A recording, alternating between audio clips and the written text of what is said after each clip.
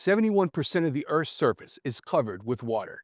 Protecting those waters is the most powerful naval force on the planet, the United States Navy. Our guest today, retired Rear Admiral Dan Fillion, will be talking about how he commanded thousands of America's heroes and also some of his greatest challenges. So let's go inside with Tim Grogan and Jacob Kyser with Icons of Aviation.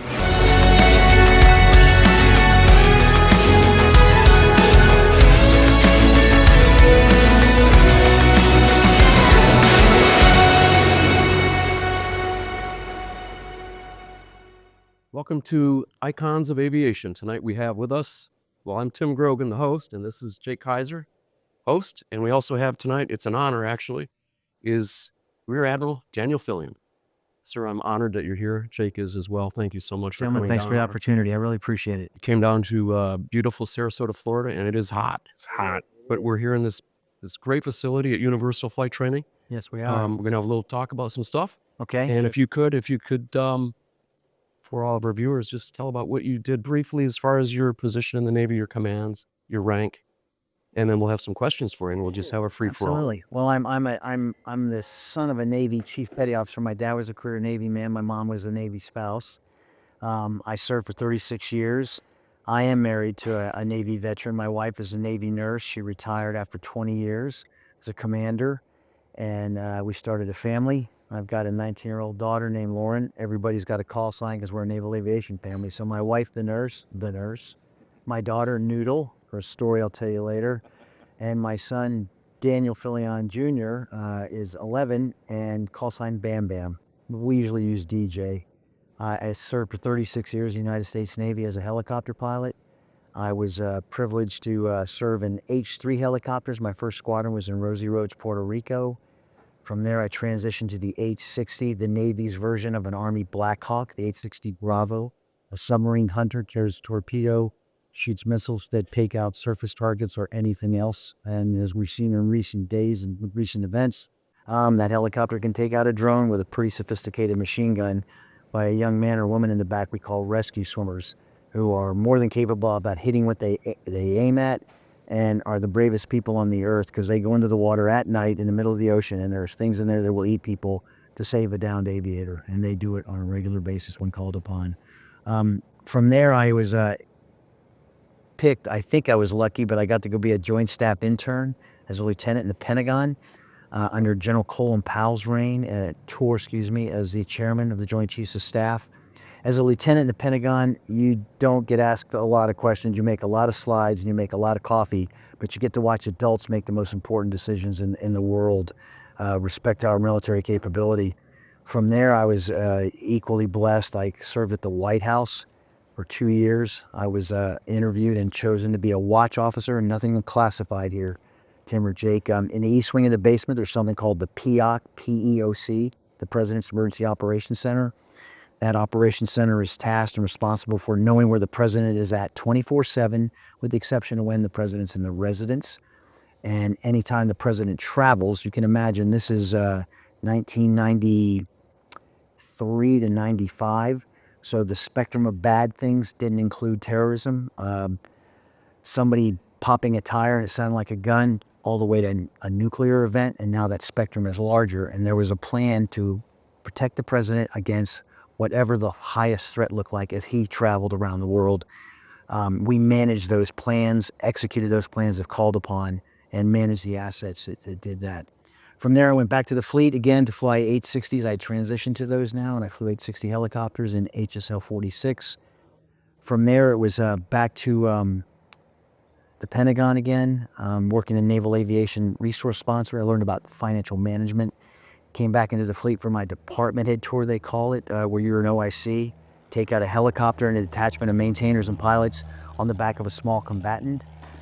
From there, I went back to the Pentagon again and worked in the budget arena. And from there, I screened for command and went to HSL-51 in Atsugi, Japan, the forward deployed squadron for the H-60 community. Coming out of that command tour, I was selected for command of the FRS, the Fleet Replacement Squadron, where we train our young men and women how to fly the aircraft and fight the aircraft, as well as the young men and women. I talked about the rescue summers, how they fly and fight the aircraft. Before I went to that assignment, I was a navigator on USS Nimitz, CVN 68. That's a nuclear-powered carrier, right? It is, buddy. Yeah. 92,000 tons of national capital asset. It's amazing. You're the navigator. I was a navigator. Yeah. Don't stick her in the mud. Don't trade any paint. That was my direction for my commanding officers, and I did pretty good at it. But I was surrounded by greatness. I couldn't mess it up if I wanted to. Where was it on the Nimitz where you said there was 6 feet of water under the keel? Was that at Pearl? It's very close to that when we pull it into Pearl Harbor. Okay, 6 feet. Yeah, it's very, very close to that. That big carrier, you don't go in there fast. You use tugs when you get close. But if you decided to put that thing in reverse, we call it a backing bell, if you will. There's something called squat. You've been fishing in a lake or a river with your dad or your brothers or your fraternity brothers. You go from going fast forward real quick, bring it back past neutral, and put it in reverse.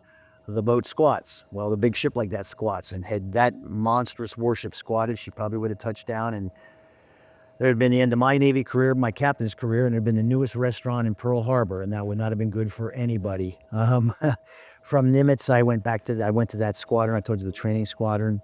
From there, I was privileged to screen for command of a big deck amphib, LHD-1, number 1 in the fleet, USS Wasp, deployed with the Muse out of the second Mew in Cherry Point, North Carolina. And from there, I went to the CNO Strategic Studies Group. It's a think tank up in Newport, Rhode Island.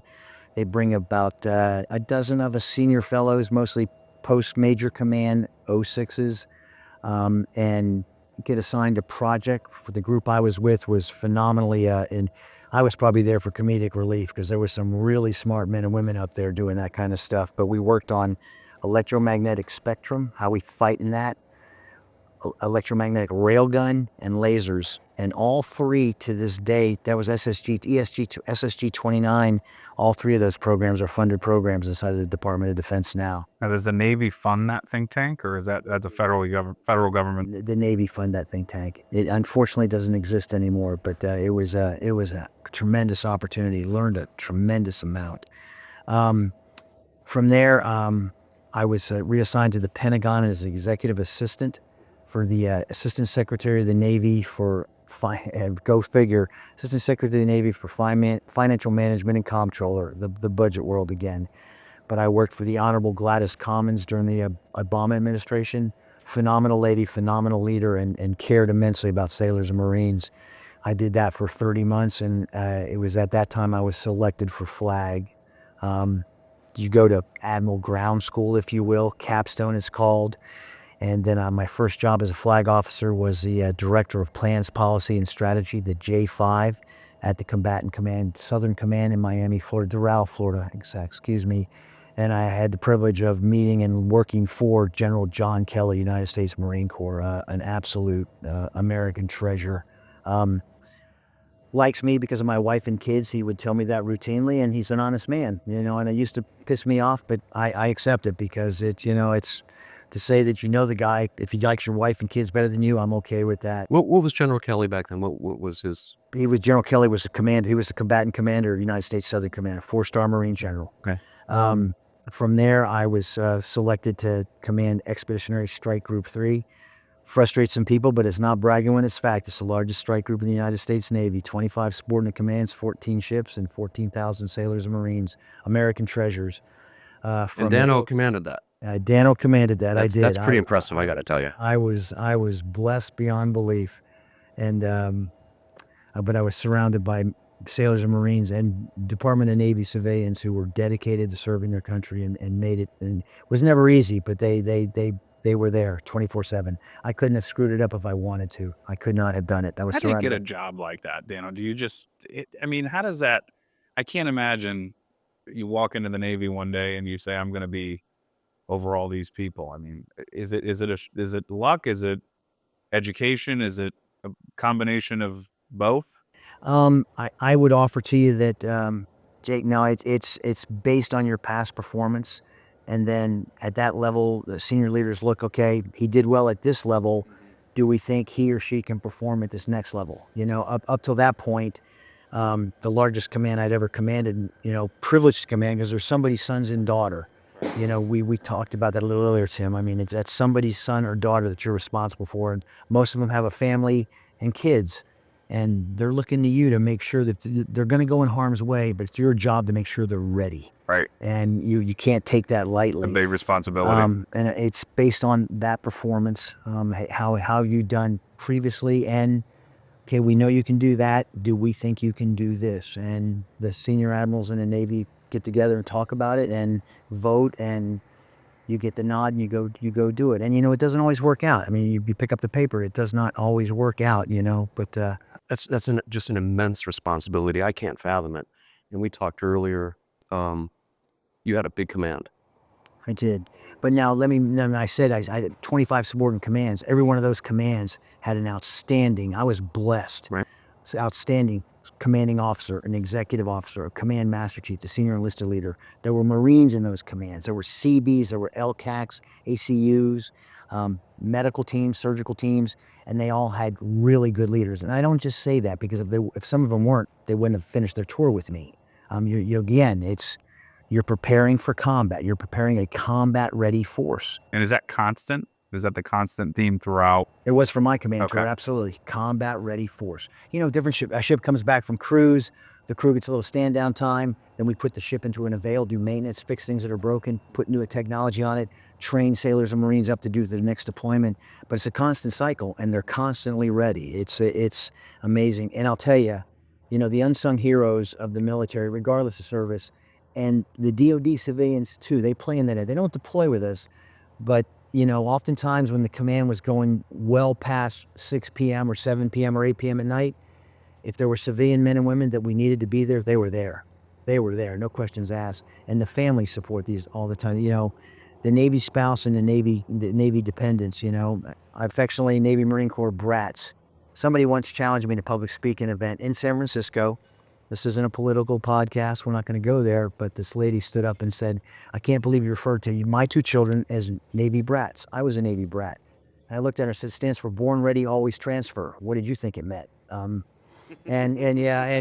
she didn't laugh like you two gentlemen did. Some of the audience did laugh. And my boss pulled me aside and gave me a little mentorship, Jake, and reminded me that, mate, don't let me, how do I want to say this? How does she say it?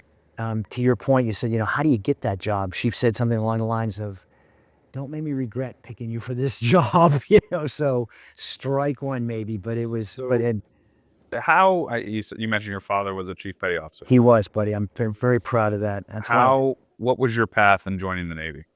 Not the normal path. I was a little older coming in. I went to college right out of high school and managed to do so well my first semester. They wrote me a letter, said, Dan, I'm Danny back in South Carolina. Danny, you need to take a year off to let the rest of your classmates catch up with you. It's called academic probation. So I went home. My father took me in the backyard and lit me up pretty well and, let me know what the lay of the land was. You're not just going to sit around here and work out and play golf. So I went and a friend's dad reached out to me and had a construction opportunity. So I was making pretty good money. And Jake, about 1 month after I was told to take a sabbatical from the College of Charleston, where I ended up graduating from, I was going to night school in Charleston, and I did that. So I was literally, and you guys, I can talk a lot. So if you want to change gears or something, give me the cut sign or say, put the chalks in. But I was telling Tim and Vicky earlier, I don't think you were there, Jake, but so I'm 22. I've got about a year and a half of college under my belt at night. All the requisites, the math, the science, the English. And my dad and I are having a beer on the front porch. And he says, hey, go get another one of these. And I go in and come back and he goes, so what do you want to do? What do you think you want to do? And I said, Dad, I'm making decent money. I get a degree. This construction company has indicated to me that they've got maybe a plan for me. What do you want to do? Dad, I still think I want to be a Navy pilot. So my dad said, okay, here's the deal. I don't want to be sitting here with you 5 years from now, having a beer, and you tell me, man, I wish I'd have tried to be a Navy pilot. I'll be okay with hearing, Dad, I'm glad I tried to be a Navy pilot. Didn't work out, but I'm glad I tried. So the next day I went to the recruiter's office and they said, okay, here's the situation. You got to finish 3 years of college in about 18 months, and I did. I took the test. They gave me a delayed entry program, and I graduated the College of Charleston just July something or other in 1984, and reported to Pensacola Naval Air Station, Aviation Officer Candidate School, officer and a gentleman. I was telling folks earlier, Luke, my drill instructor, made Lou Gossett Jr. in the movie look like a ballerina. Gunnery Sergeant Crenshaw, United States Marine Corps, non-commissioned officer in charge. And I looked at the camera, so if any of my AOCS class sees that, they know that's how we talked about that man. He made an impression on all of us. It was unbelievable. And I was commissioned December 7th, 1984, and started flight school in January of 1985. And roughly 14 months later, I earned my wings as a helicopter pilot. March 7th, 1986, I was winged. My mom and dad were in Pensacola. My mom pinned my wings on my chest. That's And unbelievable. when my mom passed away, I buried my mom with the wings she pinned on my chest. You know, just it was so special. That is special. You know, Thank you for sharing that. What strikes me right in my heart, the humility. Because you mentioned everything you've done in the Navy, and I'm looking down at my notes at all these medals and awards, and you didn't mention those one time. But we did have a talk earlier today about the thing that weighed on you the most were sailors coming out of the service and having a lot of trouble. And I think you lost very, very few men under your command, like Yeah. very few. Yeah, and we did 3 combat deployments throughout my tour.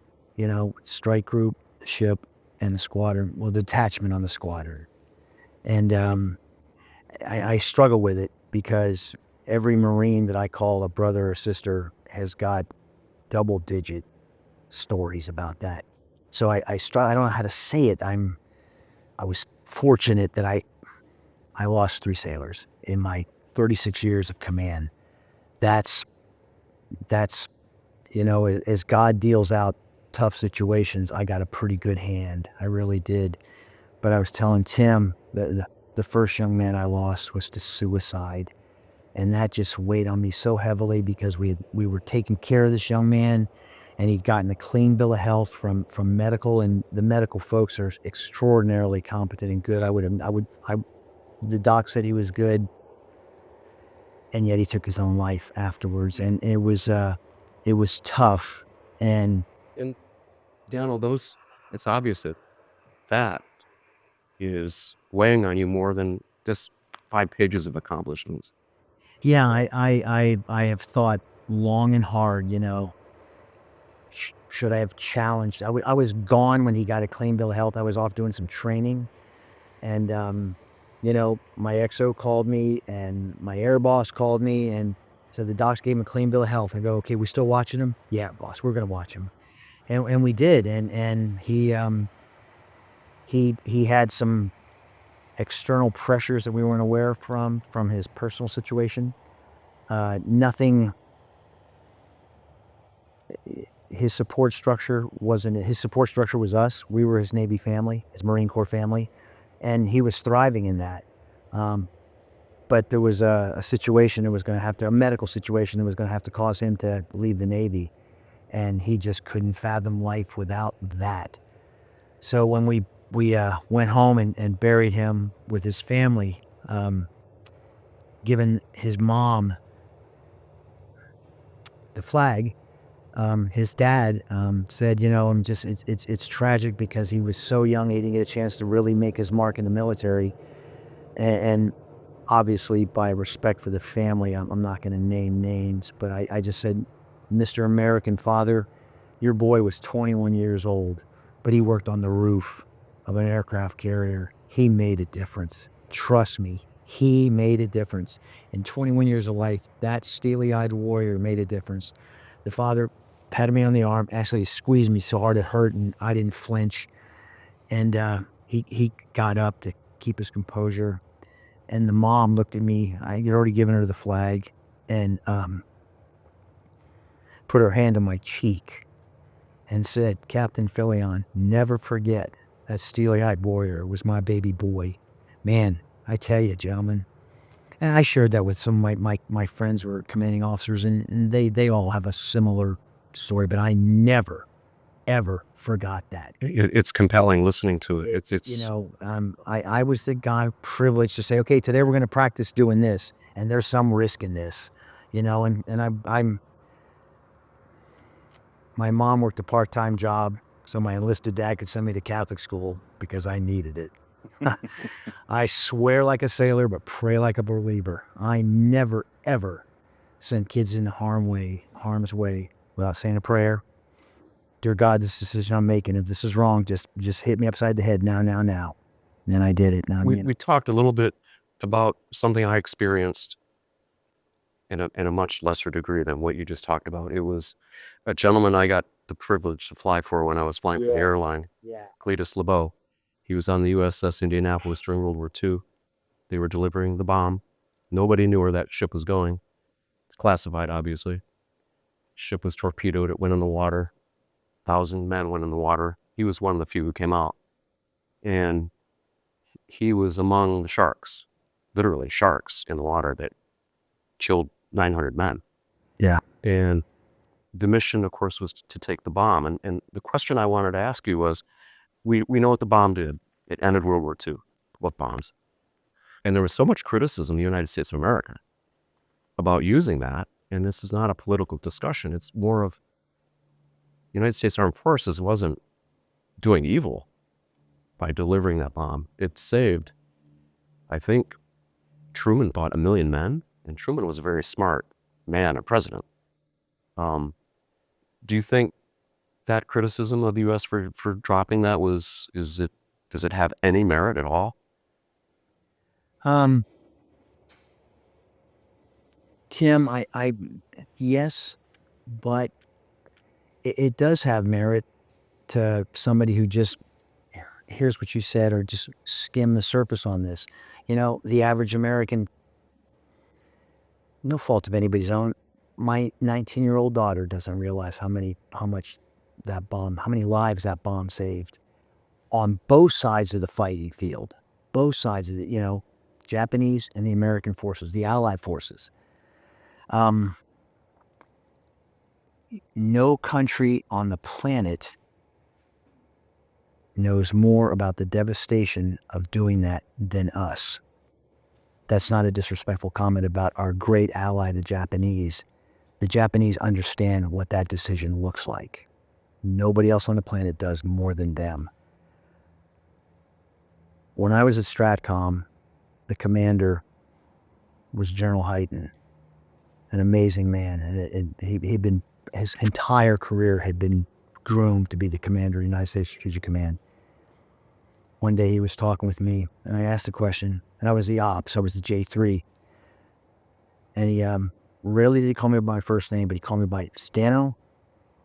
No country on the planet wants to avoid a nuclear engagement more than the United States of America.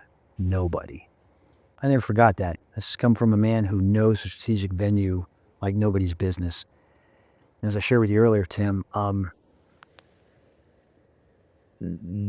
an event like that, if it doesn't eliminate the world, will change it forever, and not necessarily for the good. Not necessarily for the good.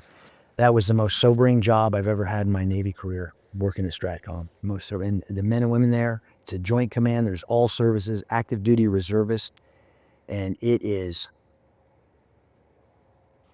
on the stress meter, you're at 9.5, 365 days a year, because you're just ready for that really bad day. And they're extremely good at it. And the fact that we have not had a nuclear engagement since then, I offer indicates that that's how good they are.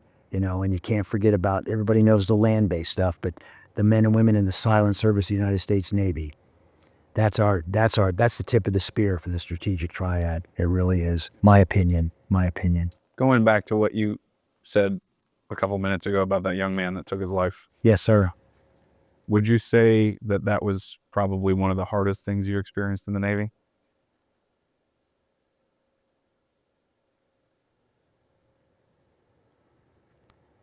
Yeah, I mean, several. I mean, my brain just fired. You know, I mean, the first, you know, when you, Amongst all the training and the check rides and the flying and the weather and the maintenance and leadership and people in general, or just, leading people is not an easy task. But yeah, Jake, when you have to deal with something like that. Yeah, it's just, because if you're not everybody, I think majority of us, There's a few out there. It's just fact. We all know them. Not everybody realizes it's a privilege to lead. It's an absolute privilege to lead. And you know, if I'm talking to you guys, or I was talking to the entire workforce here, because I'm coming in to be the new manager, hypothetical situation, you guys will know within 5 minutes of me talking to you if I understand it's a privilege to lead. You know, Sure. and respect is not consummate to your position in the company or the shoulder boards you wear in your uniform. I'm going to stop there for a second because we'll never. I know. And I want to I was going to segue say, into a leadership I was going to question. say, sound of freedom. I guess that word, sound of freedom. It's jet noise, sound of freedom. We need a helicopter to fly by now to make this complete. Probably But will. yeah, The you sheriff know, pretty and soon. You lose. They sit you down. It's probably when you're going through training. You know, hey, one of you, two of you guys probably going to be involved in a mishap. Hopefully not a fatal one. They tell you they don't candy code at flight school. You know, all right, there's 82 of you in here. 3 of you won't be here at the end of your flight training. Half of my first airline class washed out. Yeah, you know, and then you get to the end. The first guy from my winging class, I was at his farewell party, and 2 weeks later he was dead. Oh, jeez. You know, I think that we have there's a similar bond. It's certainly not the same between civil aviation and military aviators, because we, across the fence, either way, we have these things that come up with people dying, and it happens all the time, and it shouldn't, but it does. And I think that's probably one of the hardest parts is growing as an aviator, is you meet so many people and you think it's a lot of people, but really it's not.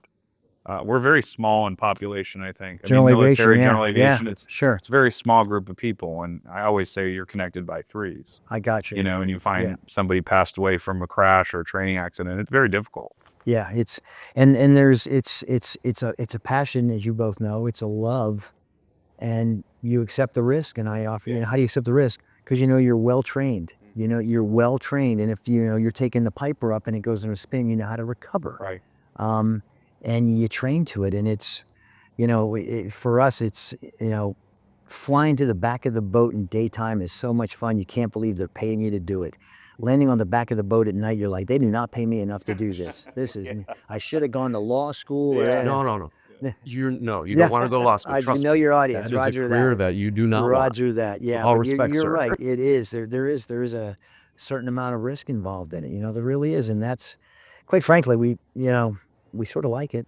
Yeah. We sort of like that. You know, It's what you call in the 2024 era a toxic trait. Yeah. I keep You know, coming you back to it. you shoot an leave- approach to Minge. You're like, I leave aviation to go practice law, then I come back, and then I'm going to do the airline thing and come back, and I keep coming back here, and Jed's here and helping me with this. Is a wonderful facility, by the way. Thank you. and Did a quite very good frankly, I job. had a better chance of crashing today in IFR weather on I-4 in the rain than I would have if you'd have taken me flying today, Jake. In that Probably, weather. yeah. I mean, probably you know, so. I it's, mean, our technology has just evolved so much. it is. It's It's incredible. You know, and the standards are there for a reason. It's, you know, NATOPS is written in blood, and so is the FARs and stuff. I mean, it's written in blood. Yeah. Everything we do here, even, I mean, we're teaching the next generation, and Absolutely. it's something that we don't take lightly.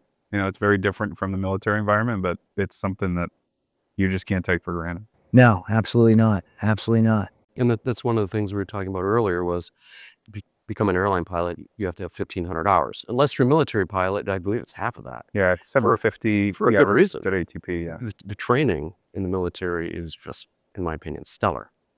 It It's is. an It's, you know, entirely different mindset. If you can talk to that a little bit. Yeah, I would. You know, my buddy, dear friend from high school. I mean, high school and college, is a civilian pilot and a very successful businessman and owns multiple planes. And I mean, no kidding. You know, you do simulators, you do cockpit static training, then you strap on the airplane and, you know, pretty much demo everything. You know your procedure. The first one. By the third flight, you're trying to take it off without smacking back into the ground. And somewhere in that third flight, they start pulling engines back. And in the T-30, now it's a T-6, which is an amazing aircraft, 300 knots, pressurized. I mean, you know, T-34, if you didn't enter a loop properly, you'd get the rudder shakers and realize you're out of ideas. And the only time I got the rudder shakers was on my acro solo, so that's just not a good time to do that, but you come out of it. But it's not everybody can learn to fly. You guys both know that. But what's hard about military aviation is because the American taxpayer are giving you this opportunity, they're paying a lot of money.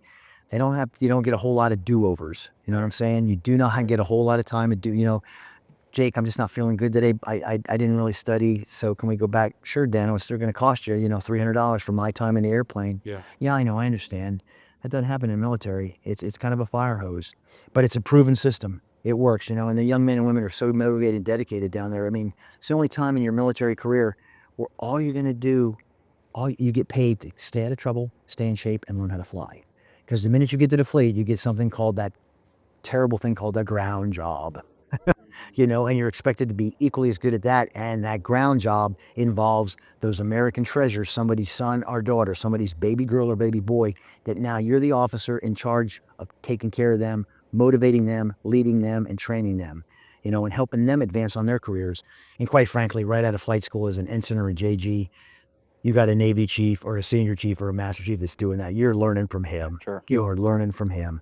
But yeah, there's so many similarities, and it's just, you guys are both fixed wing guys, and I'm naval aviation. If you everybody starts in props, fixed wing, and then become a rotary guy, you're unrestricted naval aviator. So we can fly both. All my go fast buddies can't fly a helicopter. They think they can, but trust me, when we take them flying, we're on the control. Oh, I tried. I can't do it. Yeah, I kept mine from crashing. The ones I tried, I didn't crash. It's but magic. I don't do it. That's a totally different You remember, world. yeah, you're pulling. I'm going to stall. I'm going to stall. I'm going to stall. I'm not stalling. I'm backing up. What is that? What is that? And then you're pulling pitch, which makes no sense. And it is. And you guys are kind of weird. Yeah. All right. Well, what I was going to say was to fly is heavenly, to hover is divine. Yeah. I learned that. I actually got to fly with some military guys. I was based out of Dulles. Yeah. And maybe 1 out of 20 of our pilots on the airline was a military guy. And it's an entirely different experience. Not personality or where they're raised or what their character is, just like the skill set and the seriousness. I'm not saying anybody wasn't professional on the civilian side, sure, but I these got military you. pilots, man, they get it done. Yeah. They get it done. You guys are always very mission oriented. Oh, see. Yeah. Well, and it's the environment is, there's risk starting an aircraft here. I'm preaching to the choir. You guys both know your CFIs with thousands of hours going out. There's risk here. The environment we operate in is riskier. I'm a helicopter guy. I grew up in the back of small surface combatants, about a 400-foot long ship with about 225 people counting the air deck, and we are taking off of half of a tennis court. So if I have to wave off, I'm going swimming. If I have something catastrophic up on the deck, I got the chance of hurting somebody's son or daughter who's on the deck launching me and trusting me to do my job. So the risk is at altitude. There's situations where it's very similar to general aviation and commercial aviation, and then there's scenarios inside of the military where I think the risk is higher naturally, just because of the environments we operate in. But it's just I smile. I know you guys do. I mean, you get up at altitude and you're flying, and it does not suck. It does not suck. Heavenly. It is, Great. buddy. It's my therapy. I used to have a psychiatrist. No, so I bought an airplane instead. Yeah, That's my therapy. I mean, that's good. Yeah. That's good. Yeah, it is.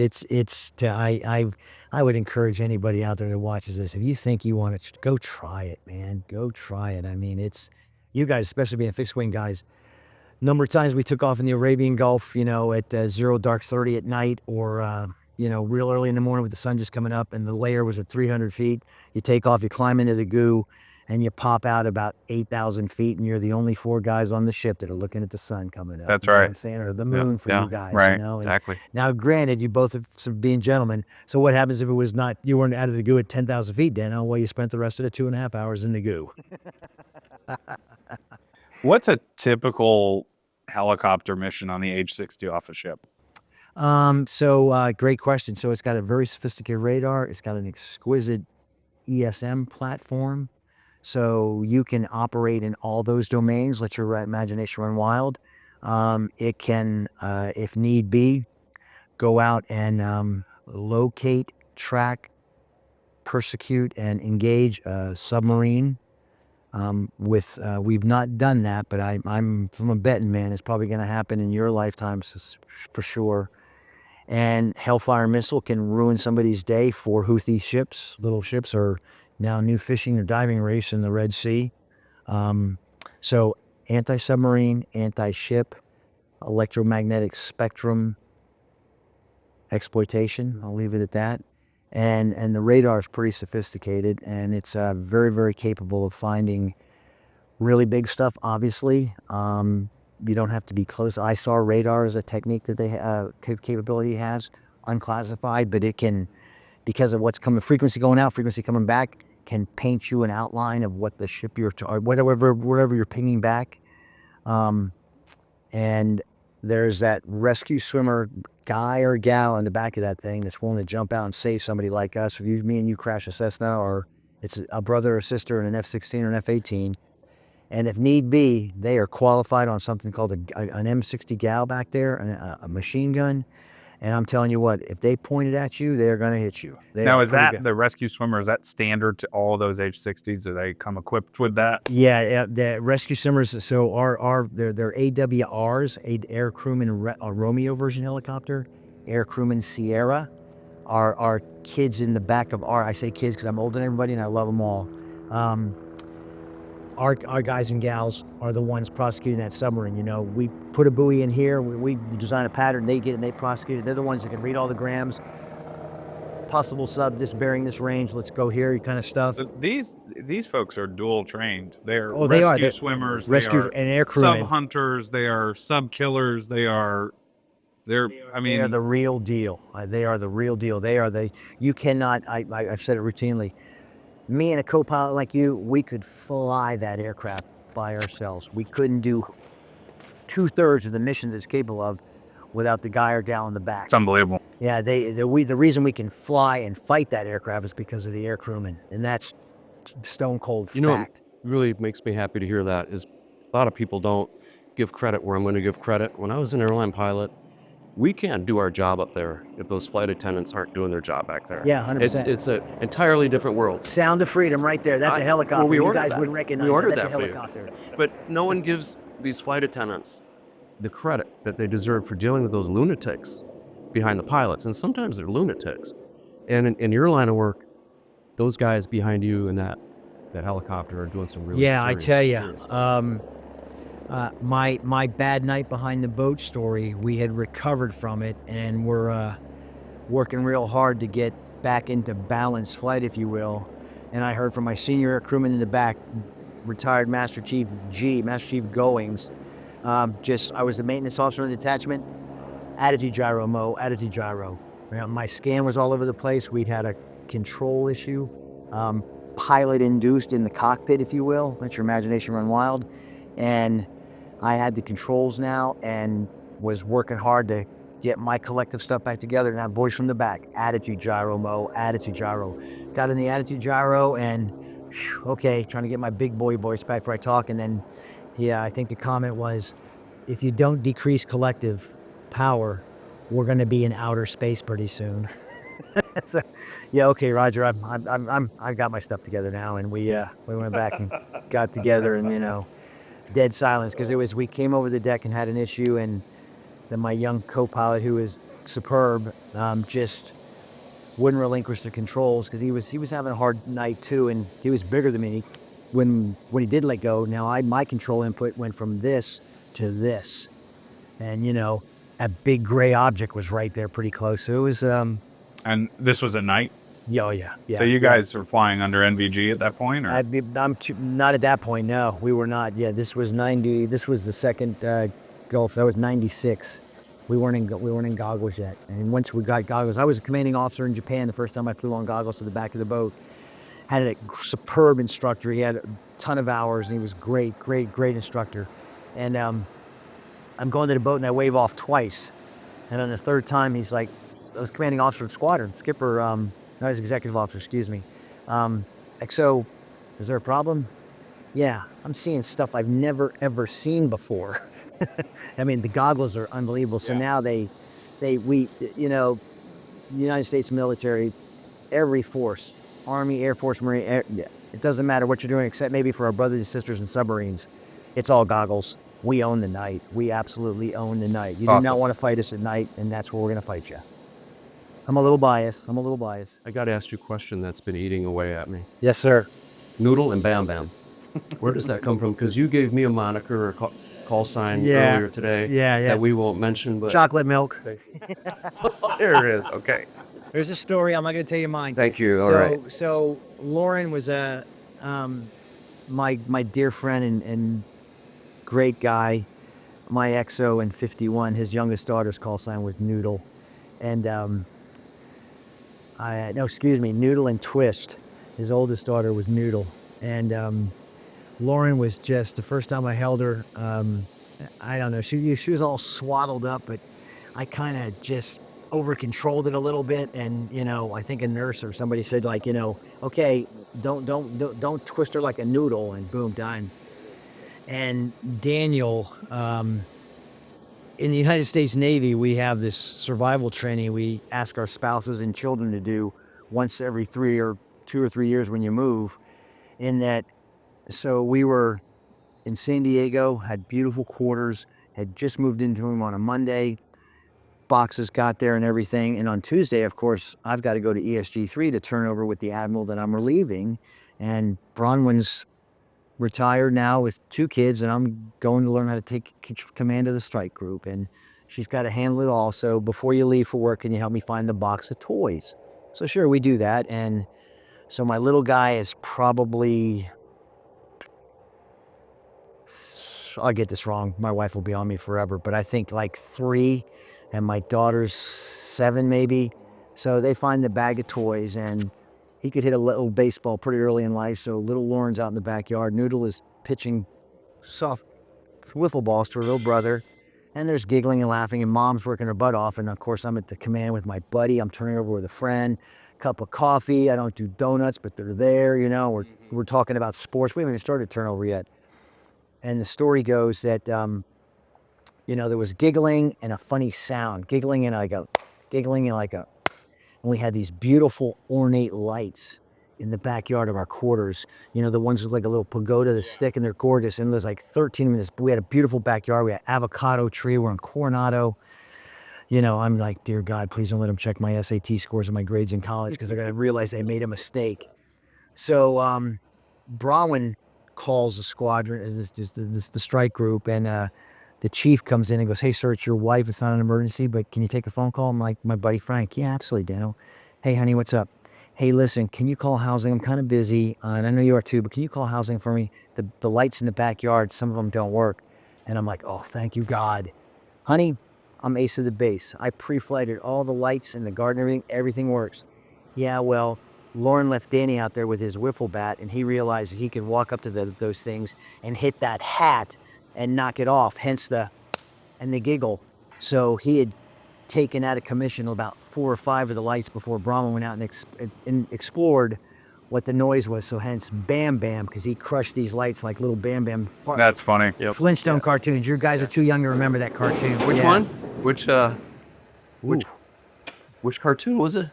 Flintstones. Little Bam Bam was was Barney and Wilma's. I'm dating myself here. That's right. Yeah, Fred and Wilma. Fred and Wilma. Fred and Wilma had Pebbles. Fred and Wilma had Bam Bam, and there was Pebbles, and we shouldn't be doing this on Aviation. Sorry, guys. It gets edited, and we know what Bam Bam is. Roger that. Thanks. Yeah. We talked about, you need a call sign too. I got a good one for you. Yeah, but I won't do it. He's way bigger. It's huge. I'm not giving him a call sign. He's on a cushion. We'll come up with one. Come up with one. What is your call sign? I that's the one thing I don't know. Dano. Okay, well, I call you Dano, so that's... So so you young guys wouldn't have seen it, but the first Hawaii 5-0 back in the day had a detective who was Dano. Right-hand man, yeah. Book 'em Dano. So imagine me getting into some trouble with a Hawaiian shirt, and we'll probably leave it at that. Fair enough. Okay, fair enough, yeah. Fair enough. We should have left the chocolate milk there, but... Okay, fair enough. Right. Yeah, no, You don't know about that. I'm going to want to know more about that off camera. I feel like that's an on-camera. It's damaging It's more than family friendly, but we wouldn't want to make him, I need a ride home. Right? So as we sit here today, it's the 12th of September. Yesterday was It is, September brother. 11th. That was 23 years ago. Yes, sir. I remember where I was, but where were you? Great question, Jake. I was the executive officer of HSL 51. We're stationed in Atsugi Base in Atsugi, Japan. I think I'll get the geography wrong, but about 25, maybe 30 miles southeast of Tokyo. I had just flown back with from the weapons det. We're taking I think 4, maybe 5 aircraft, probably 4 aircraft to Okinawa. That's where our weapons range was. We had one in South Korea off the coast, but in Okinawa, we got to use radio-controlled targets and whatnot, and it was much more exquisite training. So that's how we qualified the men and women, both in the front and the back of the aircraft, to shoot the Hellfire missile. So we just brought a weapons det back from there, landed the squadron, normal ops, night check is there, checking you in, getting the paperwork done. Duty officer let the skipper know we're safe on deck and I'm back, sir, good to go. He said, I'll see you tomorrow morning. Roger that. My wife was an active duty nurse. She was a senior nurse at the clinic on Atsugi Base. So both of us 05s, commanders, no kids. Bronwyn was with other nurses out of the region, Southeast Asia region in Tokyo at a conference. So I shower up and everything and hit the couch, not flying the next day, going to go in early. We have TV over there that's a company called AFES, it's called Armed Forces Entertainment and IT System or something like that. We affectionately call it AFARTS. It's good movies. They always manage to figure out how to get live football games and baseball games so it's deployed. And it's wonderful, it's good, but it's reruns. But you know, if there's nothing else to do, you watch the rerun. Okay, you're going to be Bluto in the movie, and you're going to be Dean Warmer, and we turn the sound off, and you got to ad-lib the script, and it's kind of fun. That's one way to pass the time. So I sat down, took a sip of a beer, and turned the TV on and watched an airplane fly into a tall skyscraper.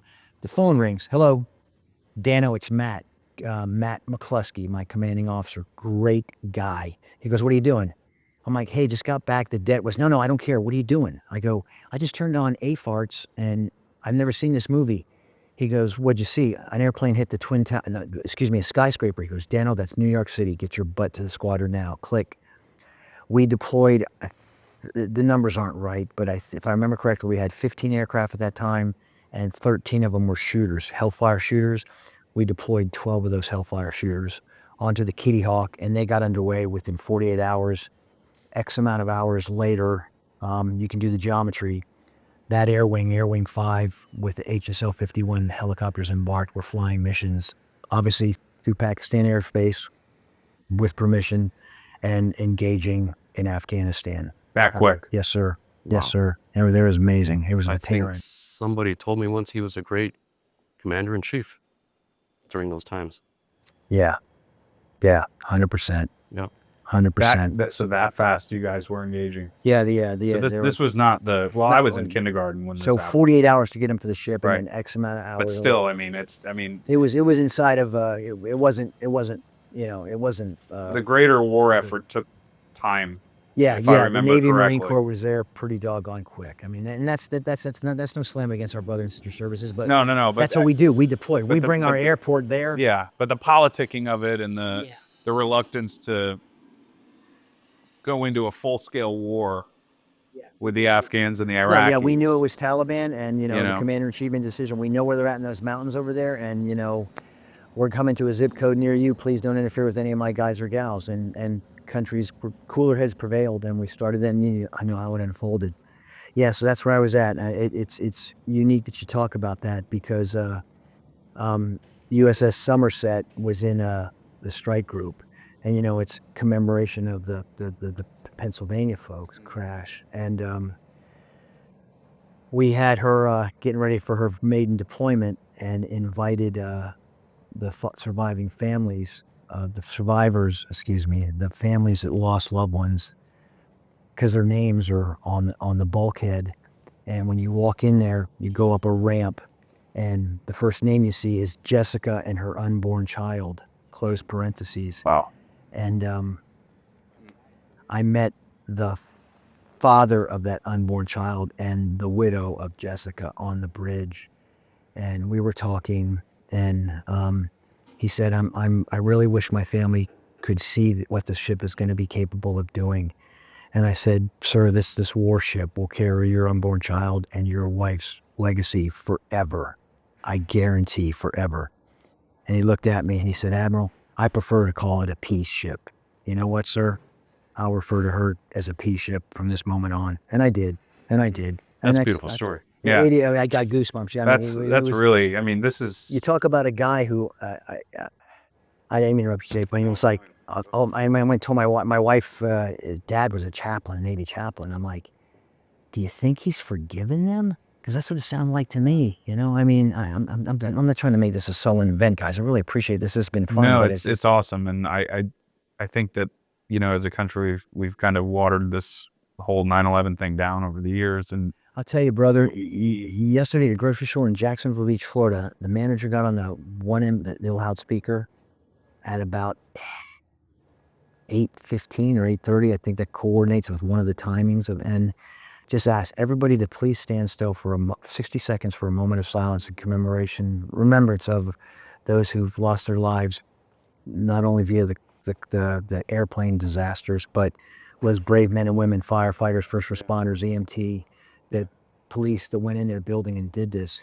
And a gentleman somewhere between, he was probably closer to my age than either you two young guys, walked right past me in the cereal aisle because I was getting Cocoa Puffs for. Stop. These It was all I could do not to unload my F-bomb it's gun. incredible. I mean, it's you know, all the I things mean, he that didn't have have happened. earbuds and Yeah. everything. He just just doesn't care. Yeah, it just, people are just so, I don't know what the politically correct word is, but I have a few choice words, but I mean, all the tragedies that this country's been through between 9/11, the Oklahoma City bombing, Pearl Harbor, yeah. and you know, my something grandfather, that my, comes to yeah, mind. my It's just grandfather self-involved. served in World War II, enlisted when he was 17. Yeah. And these were guys lying about their age to go serve their country, and was enlisted in the Navy. Yeah. And his first assignment was to be a signalman, and then at the last second he got pulled to be a medic, be a corpsman, and served on LSTs in the Asia Pacific theater. And then when the war ended, came back, started a family, started a business, and then joined the Army Reserve. And from there, you know, had an illustrious 42-year career with the reserves. But we don't have that spirit in this country anymore. You know, And it's really, I think a lot of it is my generation's fault.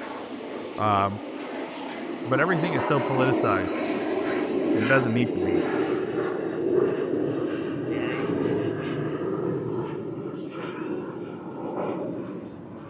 boy, it's a good thing I'm retired. I don't know the solution is going to come out of D.C. It's not. It's going to be 3 guys sitting in a hangar in Bradenton, Florida, talking about this, and then, you know, making sure you know, my kids go to a school where they say the Pledge of Allegiance every day, and wait for it, they say a prayer, and I'm okay with that. Yeah.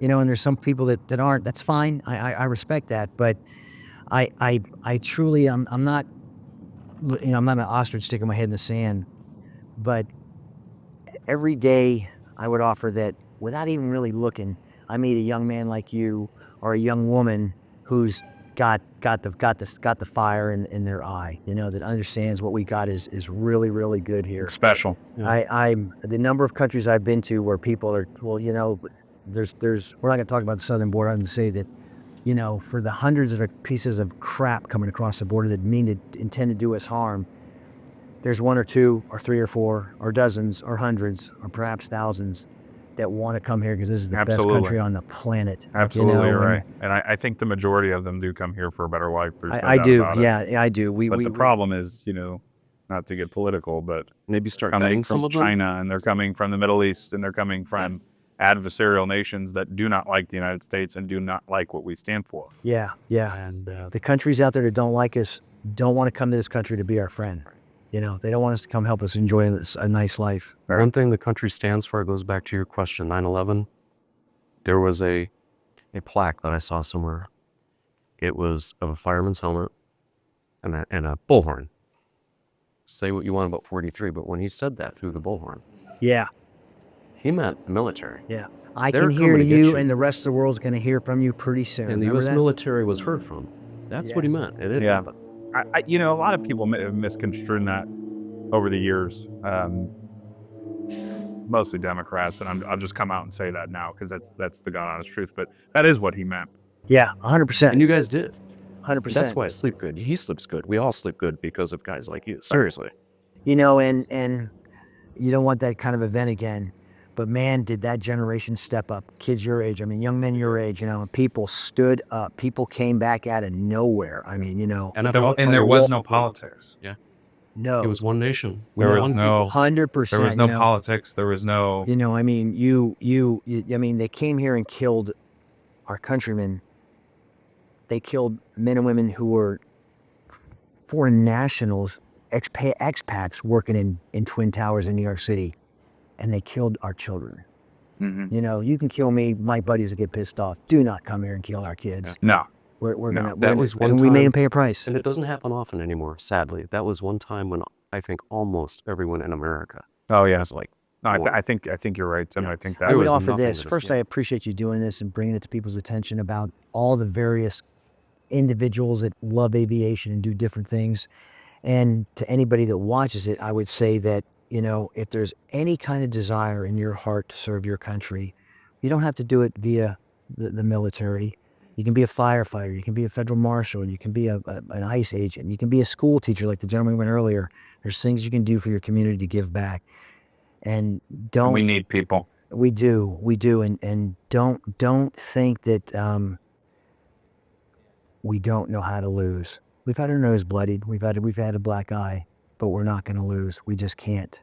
We can't. If we ever lose our stature, our position, the entire world changes forever. I think Winston Churchill said 1,000 years of darkness, Yeah, and he was pretty close. yeah, for that. yeah. And never forget that if you're a Gold Star family, Memorial Day is not one day a year; it's every day. Every day, you know. I'd offer reach out. There's somebody in your community that's a Gold Star family. You don't have to wait till Memorial Day to tell them thank you for their family sacrifice. And that goes a long way. That But we goes a want to long thank way. you. Yeah. Oh, I was honored, your boys. service I was and- honored. You know, it was our honor, and thank you Yeah. very It was much. awesome. Thank you, Dan. Pleasure, gentlemen. Appreciate it. Pleasure, Thank guys. you. Pleasure. Next time on Icons of Aviation, we will be sitting down with John Gouvernement, 20-year Marine Corps aviator, where he flew the A-6 Intruder, which is on display at the National Air and Space Museum.